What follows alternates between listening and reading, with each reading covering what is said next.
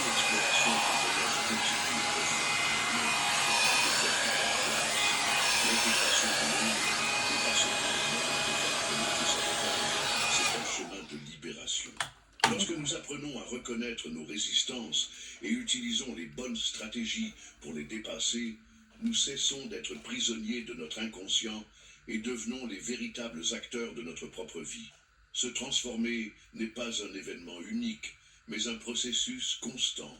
Beaucoup pensent qu'une seule prise de conscience suffit à tout changer, comme si une décision pouvait à elle seule reconstruire des habitudes, des croyances et des comportements. Mais la vérité, c'est que la transformation véritable ne se fait pas brutalement.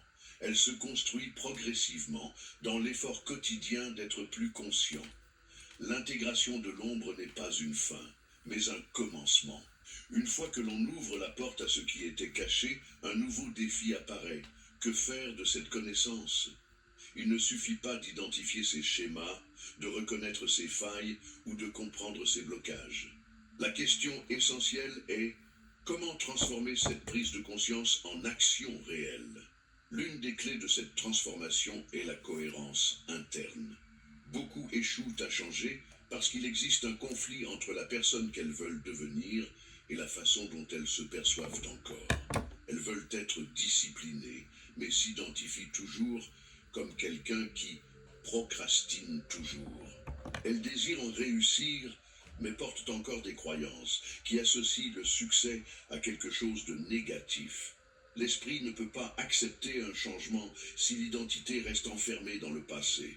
C'est pourquoi la première étape d'une transformation durable est de reconstruire son identité de l'intérieur. Plutôt que de simplement forcer de nouveaux comportements, la clé est de se voir comme une personne qui incarne déjà ses comportements. Quelqu'un qui souhaite être plus productif, par exemple, doit arrêter de penser « je suis paresseux et je dois changer » et commencer à agir comme s'il était déjà discipliné. Ce principe est défendu par de nombreux philosophes et psychologues modernes, mais il trouve aussi ses racines dans l'Antiquité. Aristote affirmait que nous devenons ce que nous faisons de manière répétée. Pour lui, l'excellence n'est pas un talent inné, mais une habitude cultivée chaque jour. Autrement dit, l'identité n'est pas fixe, elle est façonnée par les actions que nous répétons au fil du temps. La véritable transformation se joue dans les détails du quotidien, dans ces moments où nous choisissons d'agir différemment, même lorsque notre esprit tente de nous ramener à d'anciens schémas. Chaque choix renforce une nouvelle version de soi-même. Chaque petite victoire, même insignifiante en apparence, solidifie l'identité que nous sommes en train de bâtir. Mais il y a un point essentiel. Le changement authentique demande de la patience. Beaucoup abandonnent parce qu'elles attendent des résultats immédiats et spectaculaires, sans comprendre que le processus est progressif. Intégrer l'ombre, déconstruire ses schémas et reconstruire son identité prennent du temps. L'erreur la plus courante est de croire que l'échec signifie un retour à zéro. Mais l'échec fait partie du chemin. Aucune transformation n'est linéaire. Il y a des hauts et des bas, des moments de doute, des rechutes. Ce qui distingue ceux qui changent réellement de ceux qui restent coincés dans les mêmes cycles, ce n'est pas l'absence d'erreur, mais la capacité à avancer malgré elle. Au final, se connaître soi-même n'est pas un luxe philosophique, mais une nécessité pour ceux qui veulent vivre de manière authentique et sans autosabotage.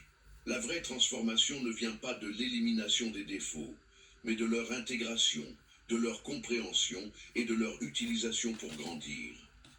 Est-ce que tu aimes écrire et tu aimerais en faire une activité lucrative ?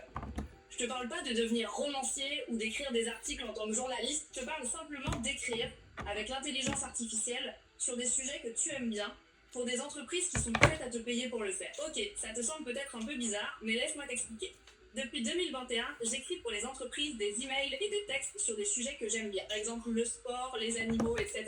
Et ces entreprises, en échange, elles sont heureuses de me payer parce que je leur apporte des ventes grâce à mes écrits. D'ailleurs, merci à mon collègue Benoît qui m'a montré comment faire au début. Et aujourd'hui, il a aidé plus de 2000 salariés. Des personnes comme toi qui veulent se reconvertir, qui en ont eu marre de leur job et qui veulent utiliser l'écriture pour avoir beaucoup plus de liberté dans leur vie. Par exemple, t'as Thomas, il était ingénieur, il avait pas beaucoup de temps pour lui, et malgré un bon salaire et un bon diplôme, il avait très peu de reconnaissance. Au final, il a décidé de se reconvertir. Et maintenant, grâce à l'écriture, il a pu quitter son job, il a plus de temps pour lui, il peut même voyager et profiter avec ses proches. Je me lève, je suis pas stressé.